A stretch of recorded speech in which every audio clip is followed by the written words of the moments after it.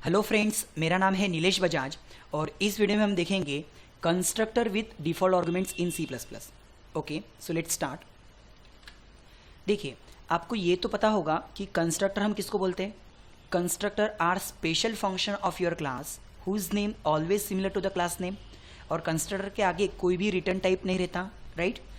Second चीज कि जिस तरह से हम बाकी के मतलब क्लास के अंदर बाकी के मेंबर फंक्शन बनाते हैं, बस वैसे ही हम कंस्ट्रक्टर बनाते हैं।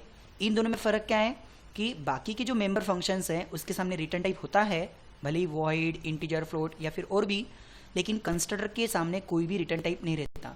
कंस्ट्रक्टर का नाम वही रहता है जो आपके क्लास के नाम होता है, ठीक है।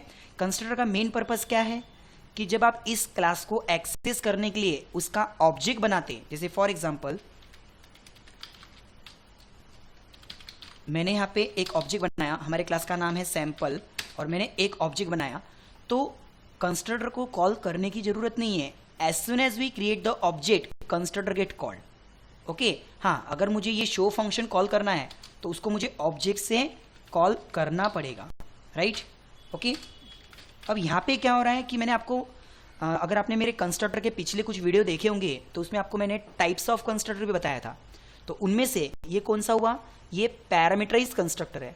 कहने का मतलब जब आप आपका ऑब्जेक्ट बनाएंगे, ऑब्जेक्ट के साथ अगर आप कोई वैल्यू पास नहीं करते तो वो किसको कॉल करता था, सिंपल कंस्ट्रक्टर को।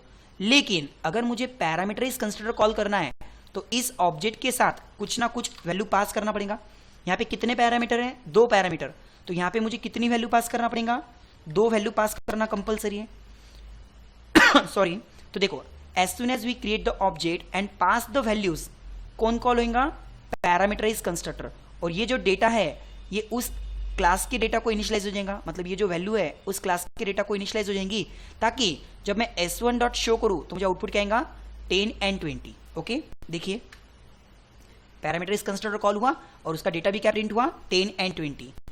लेकिन अब मैं क्या चाहता हूं, सपोज कि मैंने यहां से अगर इस ऑब्जेक्ट के साथ में वैल्यू पास नहीं की, जबकि मेरे पास में कौन सा कंस्ट्रक्टर है, पैरामीटराइज कंस्ट्रक्टर, और इस ऑब्जेक्ट के साथ अगर मैं वैल्यू पास नहीं करूं तो यहां पे क्या हुआ, एरर आएगा। क्यों, क्योंकि as soon as we create the object, बिना किसी वैल्यू के अगर मैं ऑब्जेक्ट बनाता हूं तो वो सिर्फ सिंपल कंस्ट्रक्टर को कॉल करेगा, जबकि यहां पे कौन सा कंस्ट्रक्टर कॉल है, पैरामीटराइज, इसके साथ में वैल्यू पास करना जरूरी है।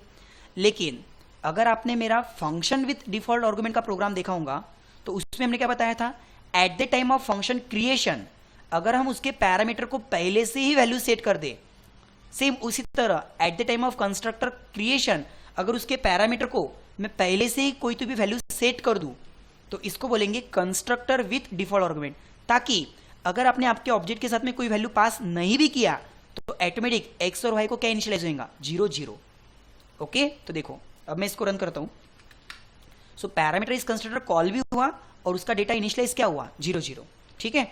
यहां पर अगर आपने सपोज सिर्फ एक वैल्यू पास की, लाइक 55, तो ये वैल्यू किसको इनिशियलाइज होंगी, x को। ऐसे टाइम पे वो डिफॉल्ट वैल्यू नहीं लेगा, मतलब ये वैल्यू गई p के पास और वो वैल्यू गई x के पास, मतलब ऐसे टाइम पे उसने p की डिफॉल्ट वैल्यू यूज नहीं की। हाँ, लेकिन हमने कोई दूसरी वैल्यू पास की क्या, नहीं, तो ऐसे टाइम पे q डिफॉल्ट वैल्यू यूज करेगा और वो वैल्यू जाएंगी y के पास, मतलब x कितना होगा, 55, तो y कितना होगा, 0।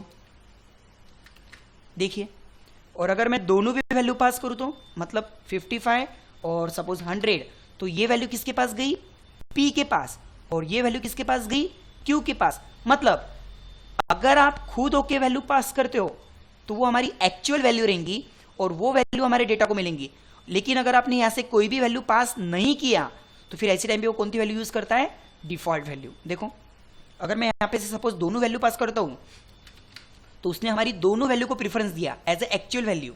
लेकिन अगर मैं यहां से एक भी वैल्यू पास नहीं करता हूं तो फिर वो कौन सी यूज करेगा, default values.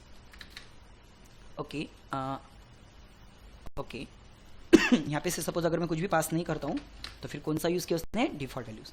So I hope आपको ये कंसेप्ट समझ में आया होगा, constructor with default argument. Thank you.